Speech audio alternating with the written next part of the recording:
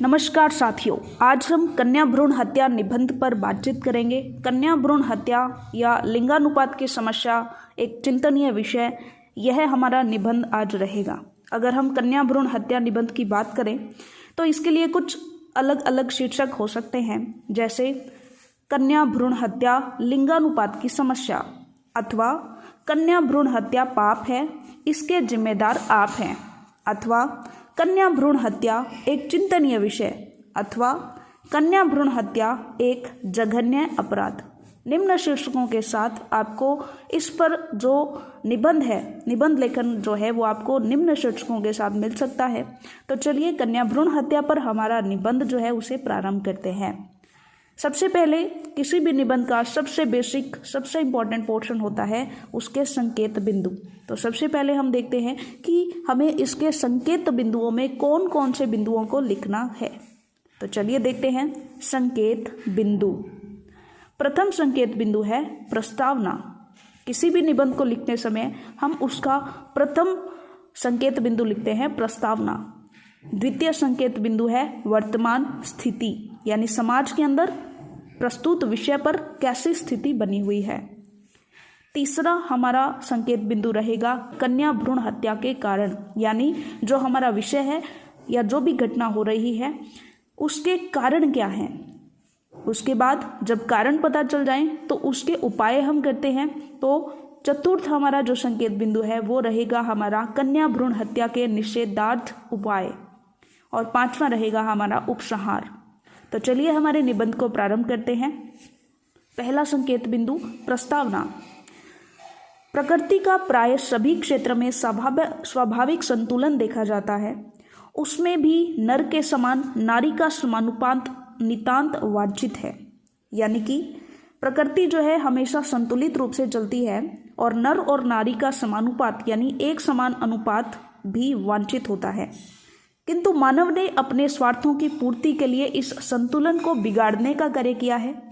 वर्तमान काल में अनेक कारणों से लिंग भेद का घृणित रूप सामने आ रहा है, यानी लिंग भेदभाव।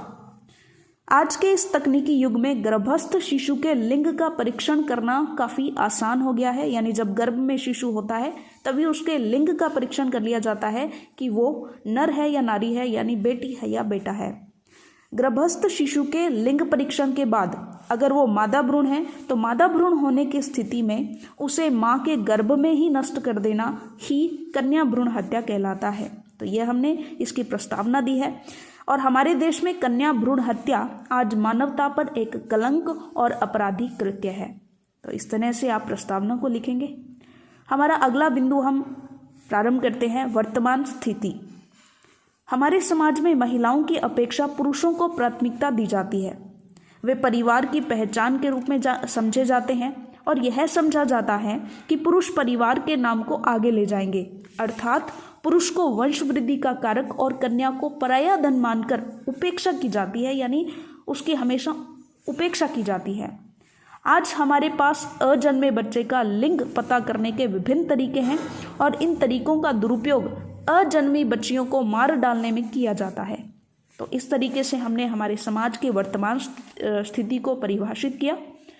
अब हमारा जो तीसरा टॉपिक रहेगा, तीसरा जो हमारा संकेत बिंदु है कन्या भ्रूण हत्या के कारण, कि इसके कारण क्या है।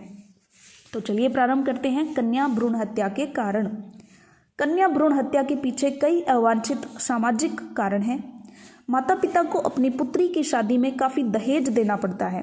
कभी कभी वे इसके लिए कर्ज भी लेते हैं, जबकि पुत्र की शादी में उन्हें मनचाहा दहेज मिलता है और मान्यता अनुसार पुत्र जीवन भर अपने माता पिता की देखभाल करता है। कुछ लोगों की ऐसी घटिया मानसिकता होती है कि सिर्फ पुत्र ही उनके लिए कमा सकता है, और हमारे देश में महिलाओं की शिक्षा की कमी होना कन्या भ्रूण हत्या का सबसे मुख्य कारण है। बढ़ती तकनीक ने भी कहीं ना कहीं कन्या भ्रूण हत्या को बढ़ावा दिया है। तो ये सभी कारण हैं कन्या भ्रूण हत्या के। आप और भी कारण इनमें जोड़ सकते हैं अपनी समझ के अनुसार। अगला हमारा बिंदु रहता है कि कन्या भ्रूण हत्या अगर हो रही है, उसके कारण हमें पता चल चुके हैं, तो क्या उनके निषेधार्थ उपाय किए जा रहे हैं, यानी उसे रोकने के लिए कौन कौन से उपाय हैं। तो हमारा चतुर्थ बिंदु है कि क्या हमारे भारत में इसके उपाय किए जा रहे हैं। तो चलिए प्रारंभ करते हैं। भारत सरकार ने कन्या भ्रूण हत्या को प्रभावी ढंग से रोकने के लिए अल्ट्रासाउंड मशीनों से लिंग ज्ञान पर पूर्णतः प्रतिबंध लगा दिया है और इसके लिए प्रसव पूर्व निदान तकनीकी अधिनियम 1994 यानी PNDT 1994 के रूप में कठोर दंड विधान भी किया गया है। साथ ही नारी सशक्तिकरण, बालिका निशुल्क शिक्षा, पैतृक उत्तराधिकार, समानता का अधिकार आदि अनेक उपाय भी अपनाए गए हैं।